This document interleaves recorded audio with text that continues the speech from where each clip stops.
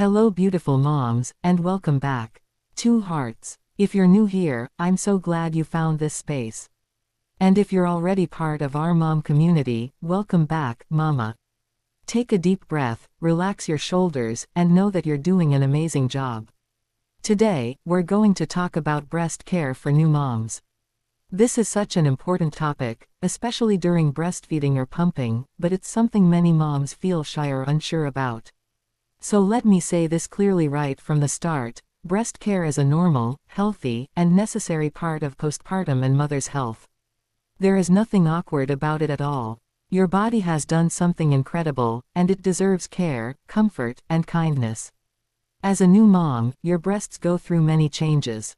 They may feel fuller, heavier, tender, or even sore. Milk coming in, feeding a newborn, pumping, and adjusting to a new routine can all affect breast health.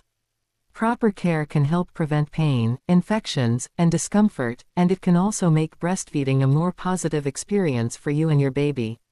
Let's start with keeping your breasts clean and comfortable. You don't need to scrub or overwash.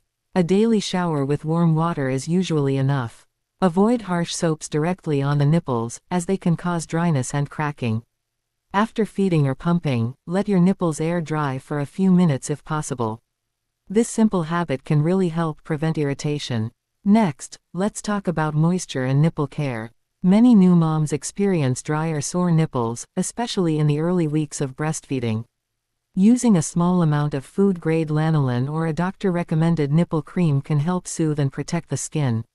You don't need to wash it off before feeding if it's safe for babies.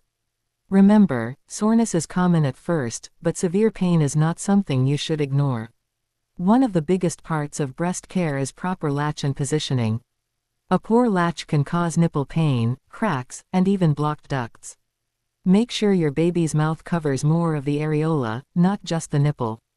If breastfeeding feels painful every time, it's okay to ask for help from a lactation consultant or healthcare provider. Asking for help is a sign of strength, not weakness. Now let's talk about breast engorgement, which happens when breasts become overly full and hard.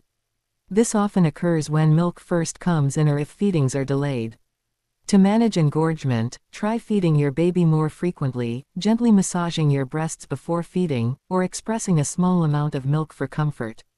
Warm compresses before feeding and cold compresses after feeding can also help reduce swelling and discomfort. Another common issue is blocked milk ducts. You might notice a small, tender lump in your breast. This can happen if milk isn't draining well. Gentle massage, feeding on that side first, changing feeding positions, and wearing well-fitting bras can help. Tight bras or underwire bras can sometimes make things worse, so choose soft, supportive bras that don't press too tightly. Let's also touch on mastitis, which is a breast infection. Symptoms can include redness, warmth, pain, fever, or feeling flu-like.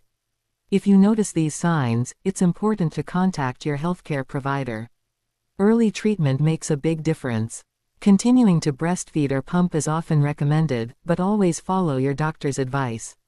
If you're pumping, breast care is just as important.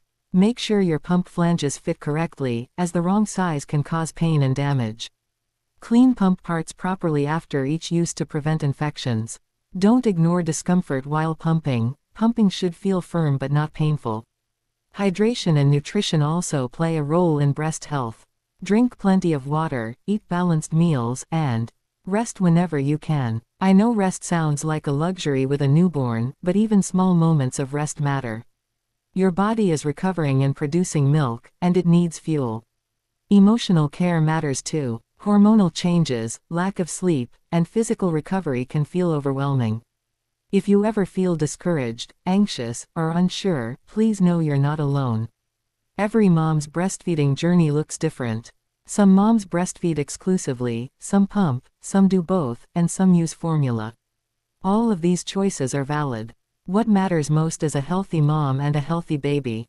Before we wrap up, let me gently remind you: listen to your body. Pain, swelling, or changes that don't feel right should never be ignored. Reach out to a healthcare provider if you're concerned.